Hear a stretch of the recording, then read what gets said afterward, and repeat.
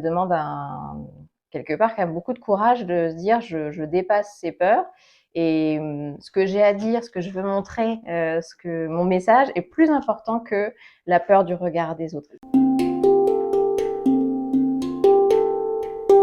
Bienvenue sur le podcast Merveilleuse. Ici, on vous propose un regard différent. Notre souhait, Vous aider à embellir la relation avec votre enfant. est construire une toute nouvelle relation avec vous-même.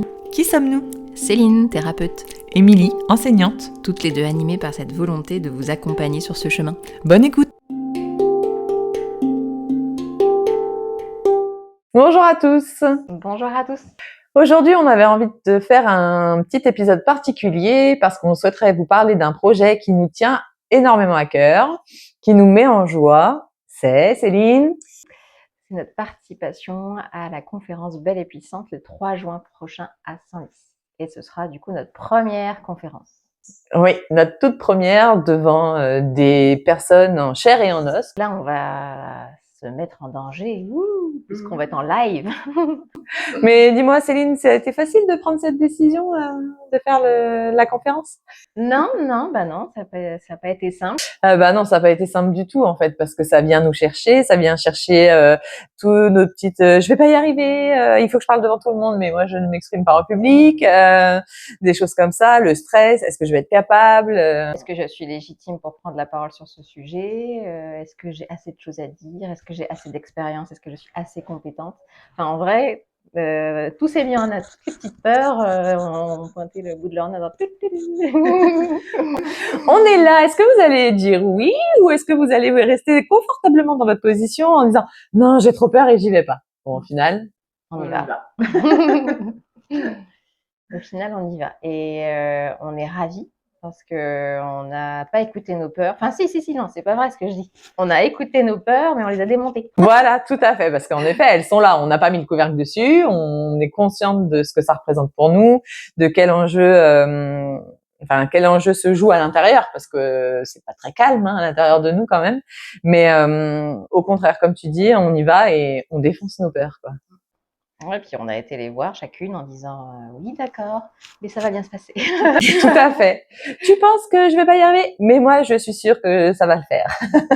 Bon, en tout cas, on est ravis de participer, d'être présente le 3 juin et puis de pouvoir vivre cette expérience à deux, entre sœurs de cœur. C'est ça. D'y aller et de passer le pas, de ce grand pas-là. Et puis aussi, ce qu'on voulait, on voulait étendre en fait ce podcast en parlant vraiment de toutes ces fois où on s'empêche d'y aller parce qu'on a peur. Et alors qu'on a quelque chose de beau à vivre juste derrière. Et nous, ça nous est arrivé, c'était quoi, en janvier? En janvier, ouais, quand on a commencé à tourner les épisodes pour le podcast Merveilleuse. Non, on n'a pas commencé le podcast. On a dit, Oui, est-ce qu'on peut? On savait même pas qu'on allait faire un podcast. Tout à fait. Non, on a commencé à tourner et moi, je me souviens surtout que j'étais bien hors caméra et que dès qu'on allumait la caméra, c'était compliqué. J'ai même commencé de dos. Mais et c'est vrai que là, quand je vois le chemin qu'on a parcouru, finalement, c'est juste énorme, quoi. Et ça permet de se rendre compte que tout est possible. Exactement, tout est possible. Si on peut le faire, tout le monde peut le faire. Ah carrément. On n'est pas des extraterrestres. Hein. C'est tout est possible pour nous tous. Il y a 2 ans, j'ai commencé à mettre mon visage sur les réseaux, sur Internet, et c'était pas simple non plus. J'avais beaucoup de mal avec mon image. Et c'était compliqué de faire ce pas-là. Donc je comprends, tu vois, qu'en janvier, quand je t'ai dit on y va, t'y es allé, mais à moitié. Parce que c'est un vrai, ça demande quelque part quand même beaucoup de courage de se dire je dépasse ces peurs. Et ce que j'ai à dire, ce que je veux montrer, mon message est plus important que la peur du regard des autres. Et ça, c'est quand même, tu vois, t'as une force en toi qui est là et qui te dit, en fait, c'est pas grave. Ce que je veux, moi, c'est dire quelque chose. J'ai un message à transmettre. Et tant pis, forcément, il sera pas accepté par tout le monde. Je ne peux pas être acceptée par tout le monde, mais c'est cette force-là qui nous pousse à y aller, même quand t'as peur, en fait. C'est ça. Et vraiment, c'est aussi, je trouve, comme une forme de thérapie au final, parce que faut pas se mentir, hein, l'image qu'on a de soi, c'est pas toujours formidable, hein, comme on l'a déjà dit. On se lève le matin, on se dit non mais t'as vu ma tête, c'est compliqué.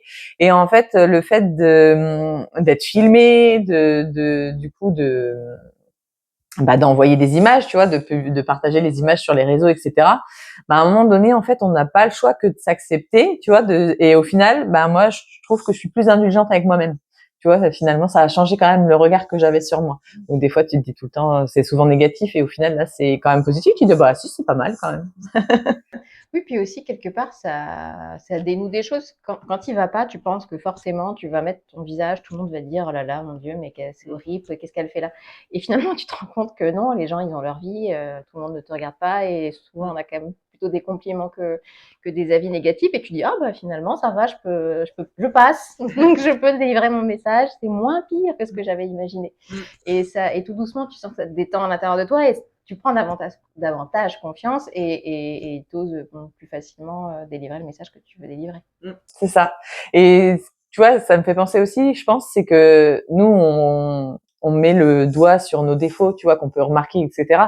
Mais la personne qui te regarde, en fait, elle les connaît pas. Finalement, toi, c'est toi par rapport à toi-même, mais l'autre, elle va pas te dire, ah ouais, en effet, elle a ça ou elle a ça. Enfin, en fait, tu vois, on n'est pas là pour ça.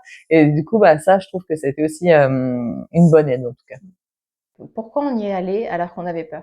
Comment on peut savoir ça? Tu vois, si quelqu'un demain, si on propose à quelqu'un demain un gros projet, quelque chose d'important, enfin qui semble important, comment la personne peut décider d'y aller ou pas? Quel est le curseur? Qu'est-ce qui, nous, en tout cas, nous a aidé à savoir que c'était important et qu'on devait y aller?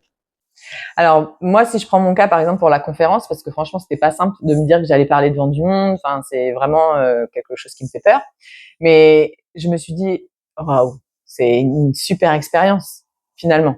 Je joue pas ma vie. Il va rien de m'arriver de grave. Au pire, les gens n'aimeront pas. Et tant pis, c'est pas grave. En fait, on peut pas aimer tout le monde. Mais c'est surtout l'expérience et de me dire, ah ouais, je vais le tenter parce que ça se trouve, je suis capable de le faire.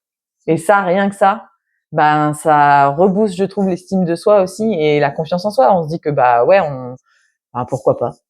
De prendre des occasions dans lesquelles tu peux te dépasser. C'est ça. Et moi, tu vois, ce qui a à chaque fois été présent et qui me guide, c'est vraiment la joie. Enfin, tu vois, les papillons dans le ventre qui te disent, là, c'est le bon endroit, en fait. Même si tu as peur et que tu sens que ça tangue, tu fais où? Attends, je vais chercher une excuse. Mais en vrai, si tu te connectes à toi, tu sais que tu as besoin d'aller là.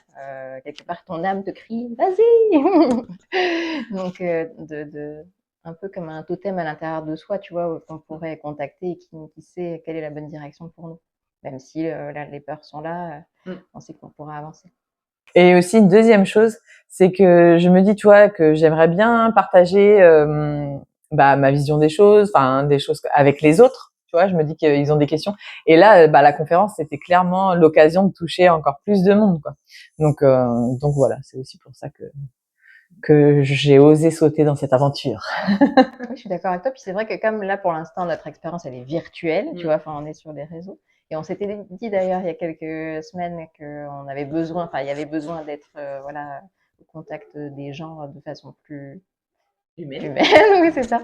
Et donc là, clairement, cette proposition, elle vient au bon moment pour venir voilà, dans la vie concrètement, sortir des écrans et venir au contact des personnes. Et puis encore une fois, on y va ensemble. Donc ça aussi, ça permet aussi de peser, enfin ça pèse dans la balance, quoi.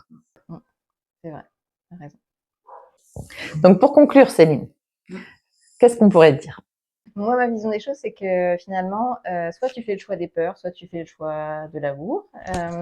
L'amour, pour moi, c'est la joie, c'est pourquoi tu es là, qu'est-ce qui fait que tu es vivant. Donc tu fais le choix de la vie, pardon, voilà, finalement. Exactement, je fais le choix de la vie. Et bien sûr, j'écoute mes peurs parce qu'elles sont là, elles sont aussi un guide quelque part, mais je les écoute pour les dépasser. Je m'arrête pas à mes peurs. Donc, pour moi, en conclusion, c'est vraiment ça, d'accueillir ces peurs avec amour, avec respect, parce qu'elles sont là pour plein de raisons. Donc, les voir, les accepter, mais en aucun cas de se laisser guider par elles et de continuer à suivre le flot de la vie et de suivre cette petite voie à l'intérieur de soi qui sait où on doit aller. Et c'est pas grave si une fois on écoute nos peurs. L'important, c'est de s'en rendre compte aussi et de se dire que, ok, aujourd'hui, je décide d'y aller. Exactement. De toute façon, je pense que en vrai, il faut écouter plein de fois ses peurs jusqu'au moment de dire ah non mais c'est bon, j'en peux plus là, c'est bon, les peurs, c'est bon, j'ai décidé que c'était fini. Donc oui, tu as complètement raison, ça se fait pas en une fois et c'est un chemin de toute façon à chaque fois. Ok, merci Céline. Merci Émilie. À très vite.